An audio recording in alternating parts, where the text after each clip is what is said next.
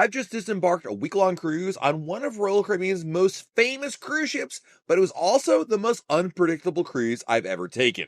From tropical storm warnings that tracked our entire trip to surprises with food, this trip was full of surprises. I sailed on Oasis of the Seas, and it's actually my sixth time on this ship. The difference this time around is how much has changed within Royal Caribbean since the last time I sailed on Oasis. But when I saw a great deal to be able to get back on Oasis, celebrate with my cruise friends the 10th anniversary of the Royal Caribbean Block Insiders program, shameless plug, I thought this would be the perfect chance to try Oasis again. The thing that I was nervous about was, would an Oasis Class ship that's getting closer to 20 years in age hold up? I mean, so much has changed within Royal Caribbean. You've got brand new Oasis Class ships that are very different than Oasis, to the introduction of the incredible Icon Class ships, which are easily my favorite in the fleet.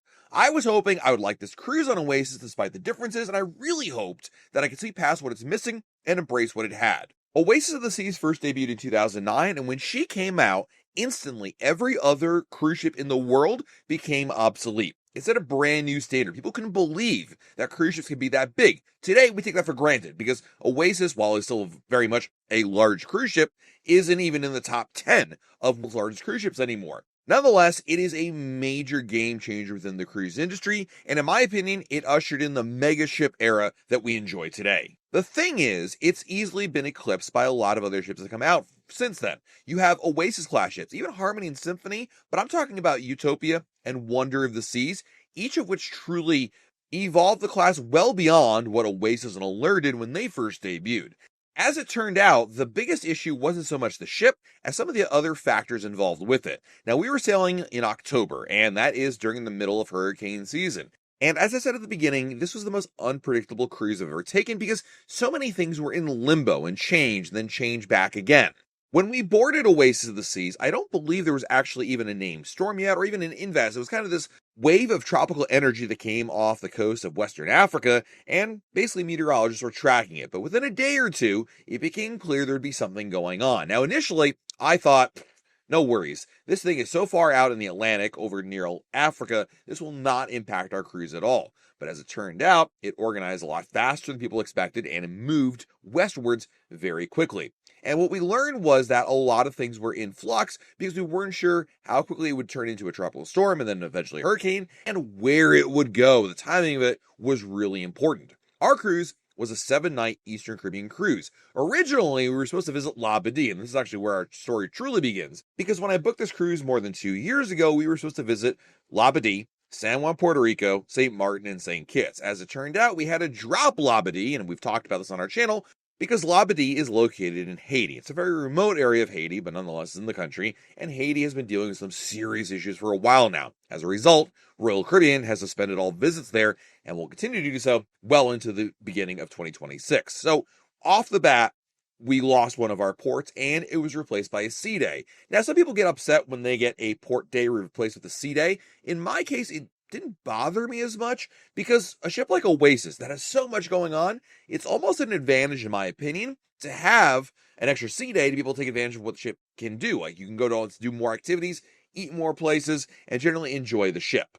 Royal Caribbean rearranged the itinerary a little bit. We would start off with a visit to San Juan, Puerto Rico with different times. Initially, we're coming in the morning, then now we're going in the evening as a result of the change to Labadee, and we'd have different times in St. Kitts as well. Some people were really upset that Labadee was dropped. Personally, I felt like at the end of the day, it's not a big deal. Like I said, I kind of enjoy having the ship to myself, but I was upset in the sense that I had a great deal on a cabana at Nelly's Beach for only $500, and I had booked that during, I think, Black Friday last year, and unfortunately, well, I got my money back, obviously. Unfortunately, I wasn't able to take advantage of that awesome deal, which would have been great to do. I love cabanas, and you get a cabana for $500, it is well worth it.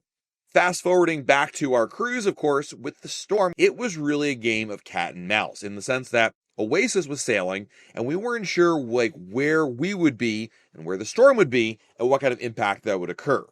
Our first port of call brought us to San Juan, Puerto Rico. When we got to San Juan, already things were looking ominous. I mean, San Juan was great. We got there in the evening and it was fine, no problems at all. But when we got there, we already heard that there were going to be changes to Star of the Seas, and that she wasn't even going to go to St. Maarten. She was due there 2 days later. We were due there by 1 day. So at this point, I thought, okay, the storm is going to be too close to us. We're never going to St. Kitts. And even our plans to St. Martin seemed like they might be in flux, considering the port already announced they were going to close as soon as we left.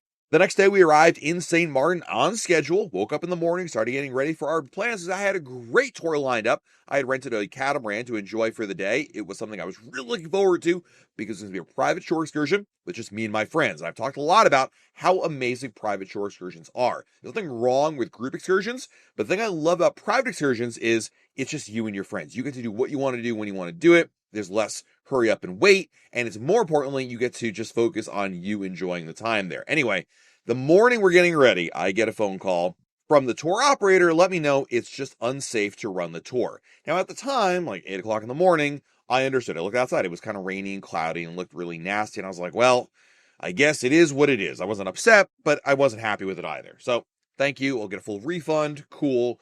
And then I did what anybody would do. I took a nap. When I woke up, the sun was shining, the birds were chirping if there were any birds out there, and it really started to hit me more, and I became more frustrated with the situation. As the day went on, it actually seemed like the weather was improving. I mean, we never saw really clouds or rain, even though Tropical Storm Jerry was not that far away, but it almost seemed serene. I mean, it was a beautiful day, actually, and in the end, we ended up kind of sitting on board the ship. I felt sorry for myself, quite frankly. I mean, I just wanted to do this one tour, it canceled, and I just didn't have the gumption to get back out there and do something else. It just seemed like, what was the point, right? So at this point, it seemed dire. In fact, at this point, I would have bet money we were not going to visit St. Kitts. But lo and behold, the next day, our ship went to St. Kitts as scheduled. What ended up happening was Tropical Storm Jerry made a turn earlier than expected and much further north. The original path that Tropical Storm Jerry had it going near the Leeward Islands, but as it turned out, it turned in north much faster, and the most powerful winds were really to the north. So really there was very little impact. And as it turned out, we got into St. Kitts and still had a great day there from a weather perspective. It really didn't look like there was a major tropical storm right off of the coast. I'm not sure I ever experienced a cruise like this where there was these ups and downs of expectations, where one minute it seemed like we're going to go with our original itinerary, and other times not. We had a lot of it canceled, and then just this up and down, will it happen, will it not happen? And this is when I really got frustrated also with the fact that in St. Martin, which I thought was going to be our last port day because I didn't think we were going to St. Kitts, like the weather was so bad that we had to cancel our tour, but I think in retrospect it could have happened. This is just the nature of cruising, and you have to be flexible when it comes to going on your vacation. You can't let these things stop you. So in St. Kitts, my wife and I made the most of it, and we planned some time in port to enjoy what the area has to offer. Ultimately, for this cruise, really, I was reminded of the importance of being flexible and embracing a que sera, sera type mentality. Basically, whatever happens, happens. You're still going to make the best of it. The other aspect of Oasis of the Seas that was unpredictable was the ship itself. Something surprised me truly about how the ship functioned and flowed. As an example, one negative about the ship, I think, is the windjammer. When Royal Caribbean built Oasis of the Seas, they had this grandiose idea that they were going to build so many other venues that passengers wouldn't need to go to the windjammer. So they purposely made a small windjammer in order to essentially give people the idea, the push to go somewhere else. But as it turned out, that idea didn't really work out so much. I mean, ideas like Solarium Bistro, and at the time there was a seafood shack over on the boardwalk. It has since become Sabor and then became Playmakers, which it is now. Ideas like Johnny Rockets, El Loco Fresh, and before that was the Wipeout Cafe. They had all these ideas they thought would take away from the windjammer demand, but in reality, it really didn't. I mean, the windjammer is small, and it got inundated very, very quickly. I mean, I'll be honest with all of you, I gave up on it. I mean, I love the windjammer, but I just was unwilling to go with the crowds that were there because it was so darn crowded, especially for breakfast. Now, what was interesting about our cruise, we had a U.S. health inspection right before our sailing. I don't know if this factored in at all, just, throwing it out there. But during the sailing, it seemed like they constantly were running out of food at a lot of the venues, meaning they couldn't replenish it fast enough. Not that there wasn't enough food on the ship. There definitely was enough food. But it was interesting to me because I've never seen that phenomenon where the windjammer, especially during breakfast, seemed to need to replenish the food much more often, and they seemed to be behind the 8 ball on that. Also, during the cruise, I had a unlimited dining package for our sailing, and I went to 150 Central Park twice. The first time might have been one of my best visits ever. The food was so good. The second time, the quality of the prep just wasn't there. My fish was overcooked. I just didn't enjoy it all that much, except for, of course, the fried cheesecake, which is amazing. So I won't go as far to say the food was bad on the cruise or anything like that. There was just a lot of ups and downs, situations where you had to kind of scratch your head a little bit or readjust your plans. In comparing Oasis to other ships, like especially newer Oasis class ships and the Icon class, it has some things it does really well and other things maybe not as much. As an example, I thought a Look Refresh is just as good as any other ship in the fleet. In fact, I like its layout a lot better here on Oasis than I do on other ships because it's a lot more open. So there's less of the like, let's all line up in a single file, slow line here. It made it a lot easier to quickly grab your food and be on your way. And the fact that Oasis still has a comedy club in Blaze is a huge benefit because I think it's a mistake that Royal Caribbean is getting rid of the comedy clubs on its newer ships like Utopia or Wonder. But there were a few things I really didn't love about the ship in general. Number one, the amount of storage space is really lacking in the cabins. This was something that actually changed when Harmony of the Seas was introduced because Royal Caribbean adopted, in my opinion, the stateroom layout of the Quantum class ships, which came out before Harmony, and that added so much more storage space. I was actually surprised how little storage space there was in the room, as well as how few power outlets there were. There were only 3 outlets total, and that was it. Kind of surprising in 2025. And then, of course, there's no destination elevators, which is true of pretty much the entire fleet, minus the Icon class and Utopia. Ultimately, it's not a big deal, but really, once you've done the destination elevators in the Icon class, there's just no going back. It really is disappointing. Something else that's different about Oasis is it doesn't have the 8th neighborhood like Wonder and Utopia do, which certainly the Icon class does, and that is in the suite neighborhood. Oasis of the Seas has suite-only areas on deck 17, but it's a little disjointed. The suites on deck is in a different area of the ship, and I don't like it that much. There's no pool there. There is a lot of direct sunlight, not a lot of shade. And the suite lounge and coastal kitchen are lovely. In fact, very similar to what you're going to find on Utopia or Wonder. But the cohesive nature of having a suite neighborhood, like you do on, again, the aforementioned ships earlier, I think really does make a huge difference. Now, if you're not staying in a suite, this ultimately doesn't matter, but it was something that was noticeable to me and something I thought about, I really do miss that aspect of being on Utopia like I was just a couple weeks before this. Oasis of the Seas has a couple of shows on board that are fantastic. Of course, there's Aqua 80, which is the Aqua Theater show, and this is a tribute to the music of the 1980s. As somebody who grew up in the late 1980s, really I was a 90s kid, but nonetheless, I can appreciate this music, and I do like that Royal Caribbean is leaning more into 80s and 90s than, say, 70s, which is something that was the case when I first started cruising, so I could relate to the show a lot, and I really did enjoy this a bit. Oasis of the Seas also has Cats, the Broadway musical. Now, you either love or hate Cats, because it's a very divisive kind of show out there. I didn't see it. My wife hates Cats. She didn't want to see it at all, so we didn't see it on this particular sailing, but it does exist.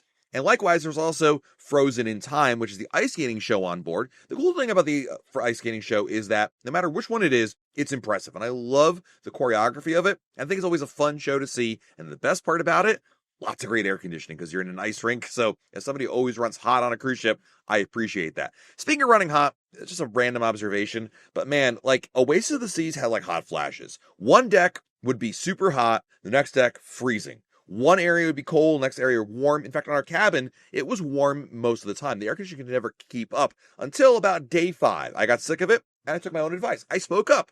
I picked up the phone, called the maintenance department, said, hey, my room is pretty warm, even though I have it cranked down to as cold as possible. Can you send someone to come look at it? Left the room, went to go do something on the ship. When I came back a couple hours later, clearly they had fixed it because it was freezing in that room. So that was a huge benefit. I was very happy they took care of that.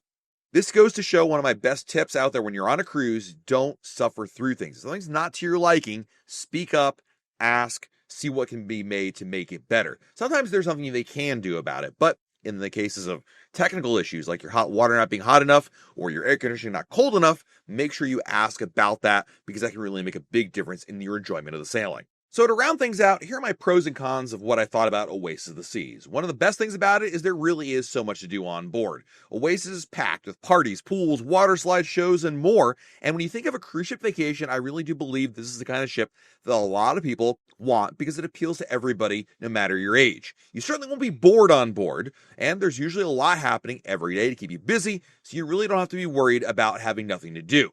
Number 2 benefit of going on Oasis of the Seas is it's probably less expensive than other Oasis class ships out there. I really think it makes a big difference because generally speaking, I find Oasis to be cheaper than other ships within the class. Generally speaking, cruise fares on Oasis cost less because the ship is older. When you compare cruise prices for Oasis of the Seas to, say, Utopia or Wonder of the Seas, you'll probably pay a lot less for it. Now, even if you're only saving, say, $40 a person, multiply that out by 4 people, and the savings do add up. I also think Oasis of the Seas greatly benefits from a good mix of dining choices. I mean, it has portside barbecue, which is the only ship in the fleet that has it. This is a specialty restaurant that is priced a la carte in the sense that you only pay for what you want to order. And this is a vastly underrated yet amazing restaurant.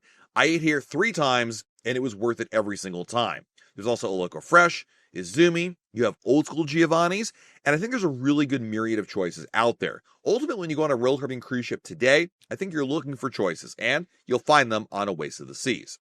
Now, some of the issues I have with Oasis, as I mentioned earlier, staterooms do feel dated. When comparing your cabin to a newer Royal Caribbean ship or even a hotel, you're going to notice the cabins look a little bit dated. The upkeep of the cabin is totally fine, but the look and feel is where it's noticeable. In addition, as I mentioned, there's a lack of storage compared to newer ships. Also, another negative about Oasis is it does lack the newest concepts. Any cruise ship built more than 10 years ago is going to lack the latest and greatest innovations, and Oasis is no exception. It has the original Giovanni's Italian restaurant menu, still has the Bionic bar, and doesn't have the newer restaurants and experiences that you'll find on, say, the Icon Class ships. It also doesn't have a sweet neighborhood like some of the newer Oasis Class ships do. This only matters, though, if you're particularly fond of a specific venue or you prefer ships on the bleeding edge of what's available. And the other thing about Oasis that I kind of was disappointed with is that the shows are pretty much the same for about 10 years now. If you've been on Oasis before, not much has changed with this entertainment. Royal Caribbean rarely updates the shows on ships, so you can expect to find the same featured shows across its 3 theaters that have been there for a while. Now, to be fair, Aqua 80s and One Sky were added in 2019 during the refurbishment, but Cats and Frozen in Time have been there for a really long time, and I doubt we'll see much change in the near future with any of those new shows. But ultimately, the best thing about Oasis is the value out there. I think it's a great choice for a family vacation, and it still holds up very nicely. While it may lack some of the new features found on newer ships, the price it usually commands is going to be less, and I think that's a perfect blend to enjoy on board for a good price. When I look at any ship, I weigh what it offers, what it doesn't offer, and how much will it cost. And I believe Oasis tends to be one of the better deals when you consider those 3 pillars of the evaluation. So there you go. There's my look at Oasis of the Seas. It's a great ship. I enjoyed it, and I would go back on it again given the opportunity. Let me know in the comments below, what are your thoughts on Oasis of the Seas, and what's your favorite Oasis class ship in the fleet? Is it Oasis, or are you going for one of the newer ones out there? While you're down below our video, hit the like button, subscribe to our channel, and turn on notifications. That way YouTube lets you know when we have a brand new video to share. This has been Matt from RoyalCaribbeanBlog.com. We'll talk again real soon.